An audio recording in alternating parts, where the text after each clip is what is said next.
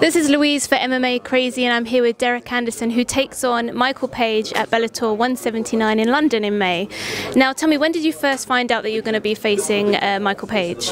I actually just found out a couple days ago.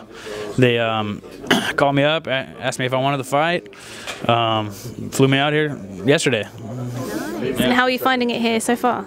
Oh, it's beautiful. You know, it's a really nice place, and I can't wait to explore it a little bit. And this will be your first time competing in the UK, right? Absolutely, yeah. First time here right now. First time competing in May. So what did you think when they first put forward to you Michael Page? He's known for his flamboyant style. So what was your first reaction? You know, people always... I've had people say that they wanted that matchup to happen before, and so I've put thought towards it before, and you know, that flashy stuff don't work on me, you know, so and I like to be the shorter guy, as I said, and you know, so I was always confident in the matchup, and it's just happening sooner than I ever thought, so but that's fine, you know, I'm ready. And this will be your debut at welterweight. So tell me, what was the thought process going behind moving from lightweight?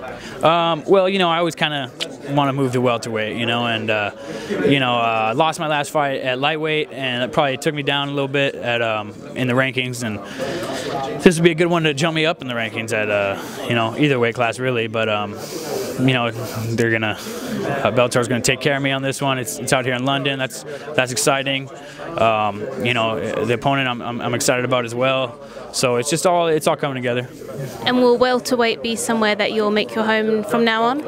I think so, but you know, I'll probably try to mess around a little bit more at lightweight. We'll just see. I'm just gonna do this camp, and if I get too big, then I get too big. You know. And just talk. You mentioned something about your gold tooth that you have there. Tell us about the story behind that. Well, you know, got it knocked out in the last fight, and you know, I always get a lot of credit as being a pretty boy, I guess. You know what I mean? But you know, you put the gold tooth in, and then they know that I'm a tough guy. So you know, yeah. And talk about that loss, and what have you learned and take away from that, and how will you be approaching this fight differently, if anything? You know, I could beat Derek Campos. I just, you know, I knew I only had one good round in me. I knew I was going to get tired, and I did. You know, I worked hard in that camp, but it just seemed like the harder I worked, the more out of shape I got. Maybe I was overdoing it or something like that, but you know, it's all a big formula. Everything you do, you know, and so you just can't put any of the wrong variables, and everything will turn out all right. And I just put in the wrong variable right there. I was lifting too much weights or something, and you know, that I'm not going to get tired on Venom Page. I got 3 months to get ready, and I'm going to be in real good shape. So you've got 3 months, and this is, you know, your first time to the UK. What do you think about facing him on home soil? That's cool. You know, I don't mind. You know what I mean? Like, whether the crowd's booing or cheering, you know what I mean? Like, they're screaming, so you know, it'll pump me up. And he's known for obviously his flashy style, but obviously his trash talk as well. Has there been any kind of back and forth yet? No, not even close. He didn't even show up today, so you know, I don't even know how he's going to come at me. I don't think.